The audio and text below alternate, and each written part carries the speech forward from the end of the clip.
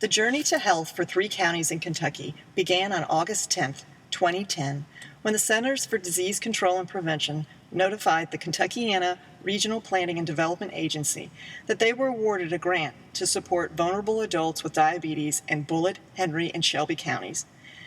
The project started with the development of the KIPDA Rural Diabetes Coalition, consisting of community members and professionals that support the vision of the KRDC, namely to develop counties that will be resourceful communities where diabetes complications will be eliminated.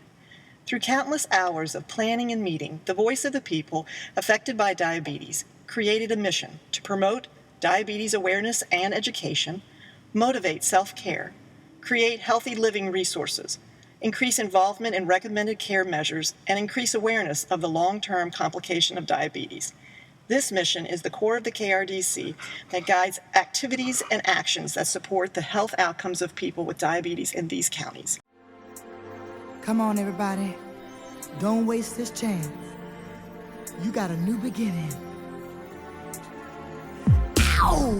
Every day is a new beginning. Oh, it's a new beginning, y'all. Every day is a chance to pray. You know you gotta praise. Every day is a day of glory. Ooh, glory. Rejoice. Celebrate. Come on. There are times when my life gets heavy. All my trials weighing down on me. It's so hard. We are the KIPDA Rural Diabetes Coalition, and it is a grassroots initiative where the community as well as persons with type 2 diabetes come together working on behalf of the community to eliminate health disparities for individuals with type 2 diabetes. More specifically, we're targeting older adults, people 50 and older, but we're involving the entire community as well as the persons with type 2 diabetes, families and friends, churches, as well as other organizations who have interest in working with this particular project. It's been around a few years now. It's really heightened the awareness of diabetes, not only in our communities, but a 3-county area that collaboratively that we're working with, because we know diabetes doesn't have any borders. And we've got friends who live from one county to the next county, so there's a lot of communication and a lot of collaboration between those 3 counties.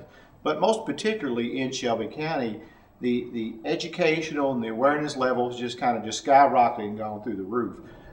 We're seeing individuals, whether they're young, whether they're old, change their lifestyle, change their eating habits, and they're pulling their neighbors and friends and family in with them, which that was the whole intent of the purpose, was not to get the information and keep it for yourself, but yet to share that information so that together as a community we become more healthy. In Bullitt County, we started out also just going to the regional meetings, and once the arms of the coalition were formed, I garnered partnerships already with the health department and the extension office, and I started holding my meetings at the health department, and I worked with the nutritionist there at the time to merge the diabetes support group with our Bullitt County coalition meetings. So now she is now gone, but the health educator has taken over, and she's continuing the diabetes support group to meet right before our coalition meetings. So we have that education, and then we have our coalition business afterwards. So that's worked out really well. I want to start off by mentioning that this has been a unique project. We don't see cooperation between private physicians, government, the CDC, and drug companies very often. And this has been a very successful matching of the different forces. I think the where we're going now in the coalition is really great. Our committees are really out there working. The county coordinators are really doing a tremendous job in all 3 counties. The U of L is backing us to the hill about everything they can do. The KIPDA is unbelievable, giving us support.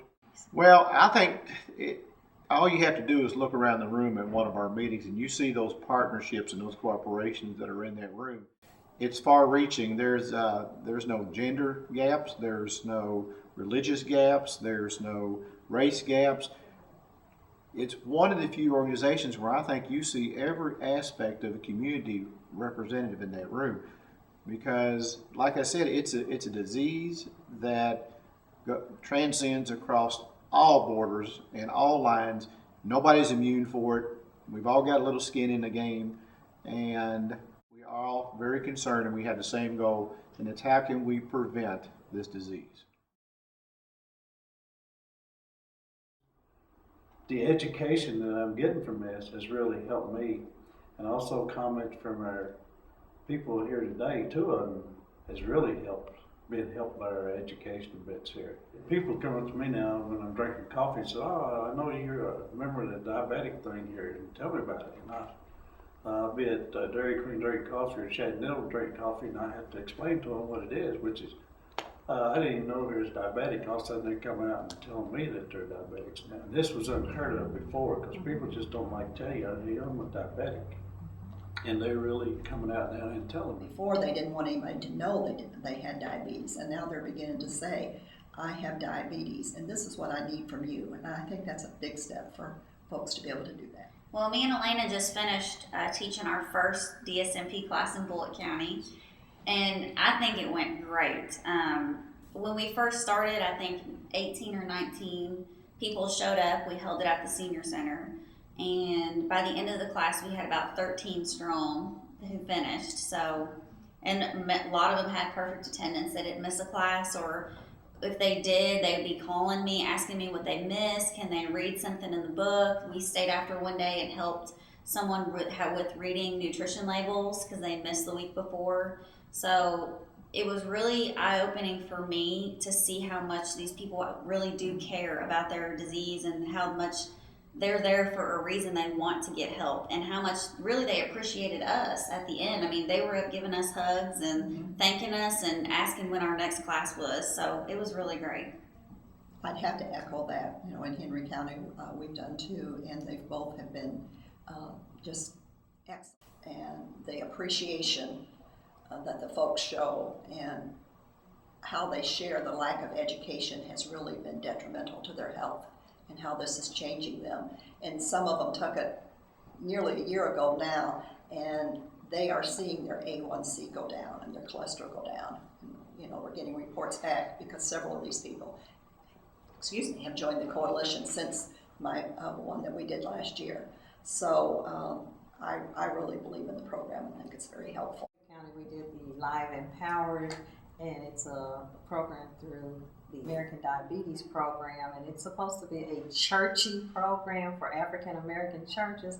Unfortunately, in Shelby County, we just opened it up, so we had more than just African American. We had a cross-cultural that attended that class. The one thing that happened in this class was they actually learned how to do the electric slide. Again, we're trying to promote exercise and movement, so it was real fun to watch the cultures try to teach each other how to do the electric slide. And also the other thing that happened that I found out since the class is that some people are able to have that conversation with their family, what they need about their food selections in the homes. She just tells us how to shop, stuff like that, because they read the labels on the back of the box. People think when they read it, like 15 grams is 15 carbs, but it's not 15 grams, it's 1 carb. And so we have learned a lot, and we've learned how to take care of our feet, and we try to eat right, but it's hard.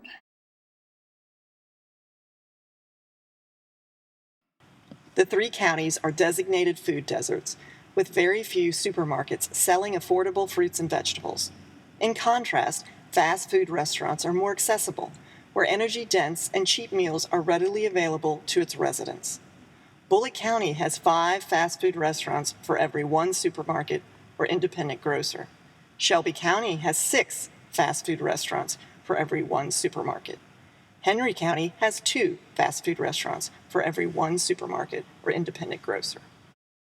So given that, we've sort of brainstormed a continuation of, something that Mona helped spearhead last year as far as getting maybe more independent or local non-chain restaurants to make an addition to their menu or a modification as far as things that they offer that are diabetes friendly.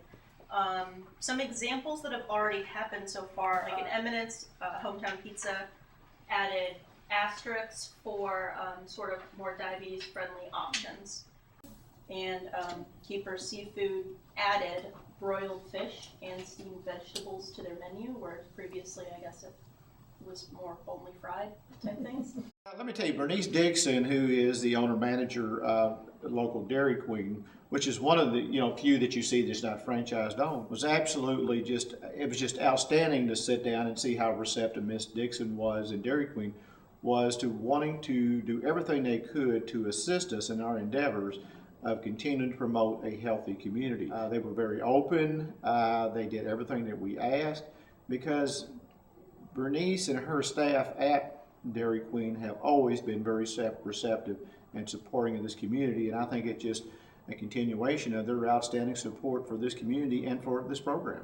Well, it's people, I think they're more conscious about their health, walking, exercising. I've seen some other programs, other churches get involved. In Bullitt County, what I've noticed is the people I come in contact with are always asking for recipes, and they want to know what snacks they can eat, and they want to make their foods healthier. So last year, in November, we had a big countywide diabetes event that I coordinated with some help from our partners.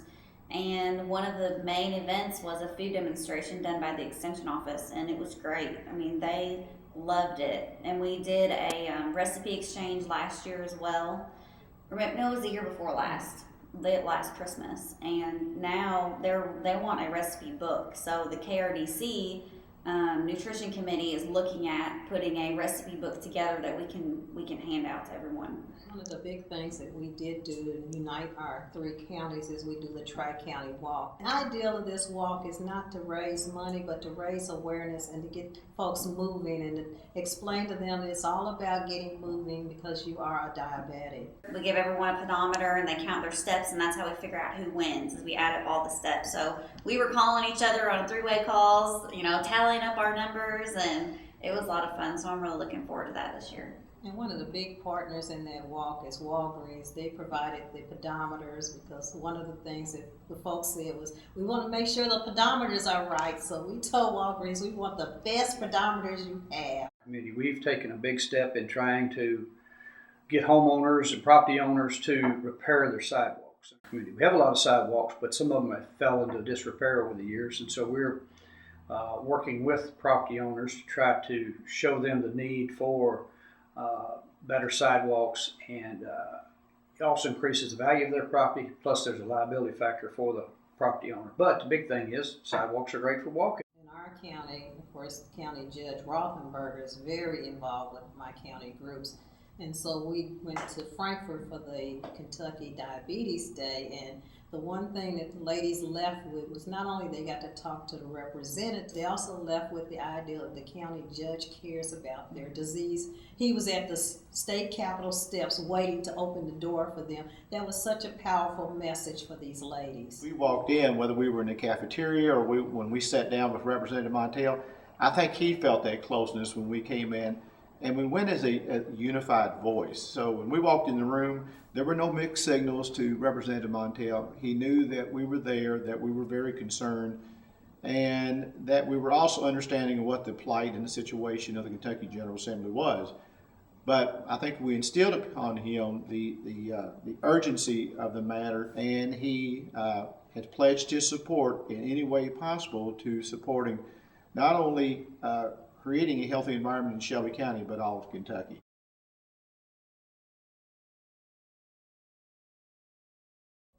Quite some time ago, Dr. Fall and Dr. Joe and Dr. Pam and I met with Dr. White. And as we were sitting around trying to figure out what we could do to get the physicians in our area interested in the coalition and using our resources and educating better, we came up with the idea of the physicians packet. Healthcare packets. The packets do just help the physician educate the patient, and it is useful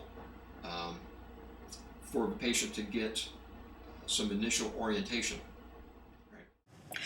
At times, our community organizers have taken an opportunity to promote holistic, compassionate, and evidence-based care for the individuals living with diabetes in their communities. I think if we're going to educate everyone, we need to educate them correctly, okay? And not give some of these people false hope. Because the IFG people do not respond significantly to diet, exercise, or also bariatric surgery. I tell folks, if you live a life with good nutrition, exercise, taking your medicine properly, seeing your health care, yes, diabetes is a progressive disease and you may still have complications, but I think during those times that you're doing that, you're going to have a better quality of life. Prescription pad is because a lot of the offices now are going to EMRs. And so patients now do not get a piece of paper. Well, what's happening is the doctor said that if I hand you a flyer, a lot of times they throw that away, whereas a prescription pad, they can fold that up, put it in their wallet or put it in their purse, and they will go back to that. It has our numbers on it. And so the doctor just does like a little prescription pad.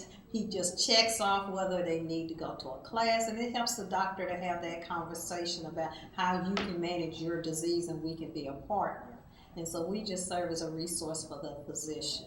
Elena Burks has been liaisoning with us for the KIPDA program for at least over a year that I've been here. This idea of hers for the diabetes self-management resources with the checkoff is an awesome idea. I think it's going to work great.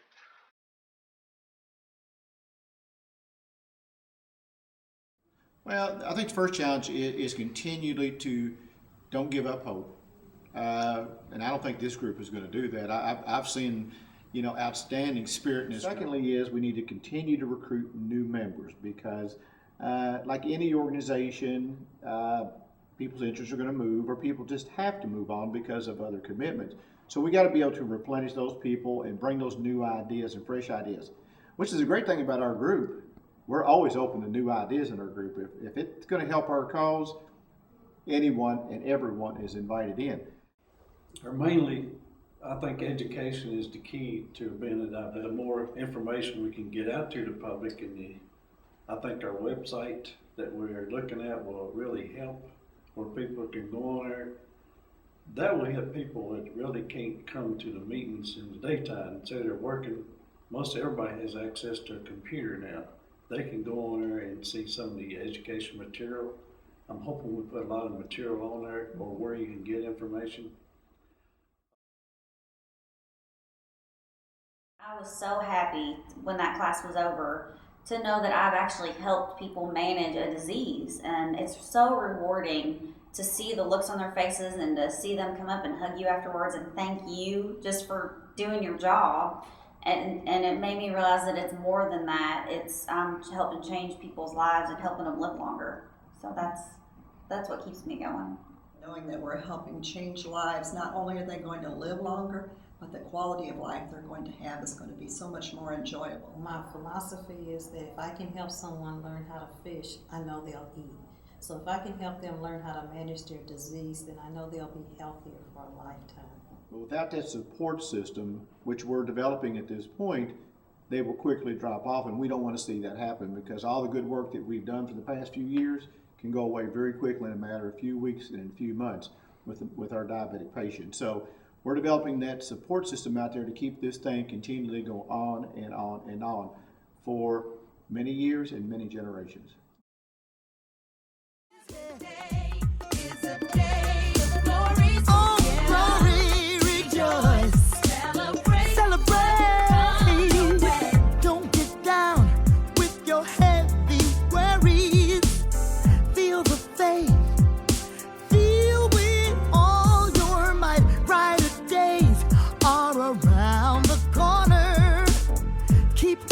Moving